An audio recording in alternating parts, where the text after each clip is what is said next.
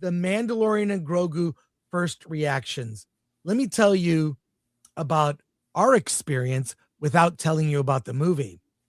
All the media in attendance at the Universal AMC IMAX, one of the best IMAX screens in the city. It's true IMAX. True IMAX. And what I'll say about it was there are several action scenes that I thought, well, the action scenes are not bad. Mm-hmm. What was bad was the reaction. You have a packed audience, almost completely full in that IMAX, a lot of seats. And this is the media that are lapdog seals that clap and love everything. And one of these big action sequences ended, and there was almost like the movie had an applause break. No one reacted. Our screening, which was so packed, almost no reaction, none, to the big action scenes. Here from Variety, let's put it up on screen. The Mandalorian and Grogu gets divided first reactions. From a thrilling adventure to one of the weakest Star Wars movies and a snooze fest. What do you think said that? Let's actually scroll down, and then I have stuff to show. We're just going to go to the posts that people put up, and you can read them, Alan, in the post. Let me see. Here, do you want to start right here? Where do you want to start? Okay. Start from the beginning. Let's start from the beginning. Right here. Just can you read that? Yeah, I can read that. Give me a second here. It's less about lore and more about fun. A freaking romp across the galaxy. I really dug that about it. Fandango's Eric Davis posted on X.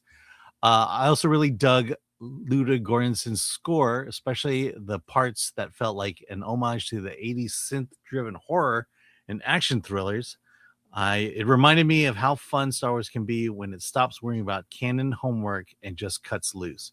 Treat it like a pulpy Saturday matinee ride. You'll have a blast. Puck News. Box office columnist Scott Mendelson called the movie a solid line drive past second base with lots of neat, haven't seen that in Star Wars before charm. All right, more, but mixed reactions. But more mixed reaction came from courtesy of IO9's Herman Lucier, who said that the movie feels like a longer, bigger episode of the show it's based on, writing, it has one or two... Sorry about that. I changed one or two standout scenes, but it feels more interested in developing the story to new locations than new creatures than characters. Enjoyed some of it, left frustrated by the rest. Keep going. Collider's Perry Nemiroff. Yeah. Shared criticism of. I'm sorry, it's my fault, Alan. You gotta stop doing that. I apologize. Collider's Perry Nemiroff shared criticism of Rada the Hutt, voiced by the Bear Emmy winner Jeremy Allen White. Live action Hutts are a challenge to pull off, a gladiator Hutt even more so, and it didn't help that Rada's dialogue was often too on the nose. He did grow on me, but it feels like there was a more compelling way to convey this place in a world and his mission. Let's keep going. One of the weakest Star Wars movies, reporter Jonathan Sims wrote, an emotionless, predictable experience that doesn't push Din Djarin anywhere interesting.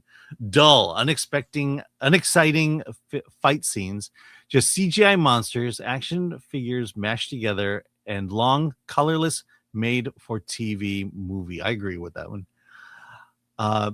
The continuous... we didn't have to read that. Okay. Look... It's mixed.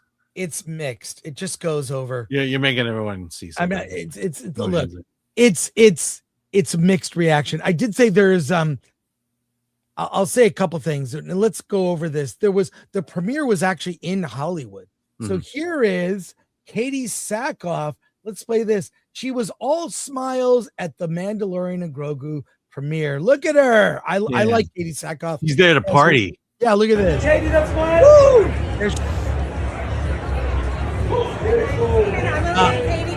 I don't know if we consider this a spoiler. I have no idea why she's there, because guess what? She's not in the movie. No, I was gonna say when they kill you off in a movie, they don't usually invite you off to the premiere. Yeah, No, she's it's not in like, the movie. so she went to the premiere, but then she wasn't at it makes no sense. It makes no sense. Jon Favreau did like he had like kind of an interesting, he introed the movie. Let me show you that video real quick. Here he is at the TCL Chinese Theater, and he tells a little quick anecdote here. Let's watch it. Here we go. And because of the world that George Lucas created, we're still telling Star Wars stories. The baton has been passed down to other filmmakers, but here we are. Hopefully we'll get some of that magic and some of that energy here. And I also want to say a big special thank you. Because back 49 years ago, I got to see Star Wars when I was 10 years old. And that movie changed my life from that first shot. And my dad took me to see it. I sat by his side. He pointed things out, explained to me how cool it was that the X-Wings had oil stains. He later taught me about Kurosawa and all the influences, Hidden Fortress, all the influences. And opened the door for me to love not just Star Wars, but cinema. And I sat by my dad's side 49 years ago watching Star Wars for the first time, and tonight I'm getting to sit next to my dad and watch this movie. Thank you, Dad. Without my dad, I don't know have it here. So thanks for sharing with your son your love of movies and being a good dad. And this movie is about a guy who I like to think of as a good dad too. All right, thank you, Wallace. All right, you know what? That story is better than the movie. The story that Jon Favreau told, Alan. We will do a review. We'll do a special review next week, and we'll get deep into it. I don't want, we did an out of the theater reaction that's on the channel. That's 2 minutes. Feel free to watch it. But I think across the board, reaction is mixed. And no one is, I haven't even seen a reaction that was glowing. But I'll just say this. I told you that Bo-Katan isn't in it. Well, guess what also isn't in it? No surprises and no cameos that people were hoping for. You're getting none of it. You're getting some deep cut characters.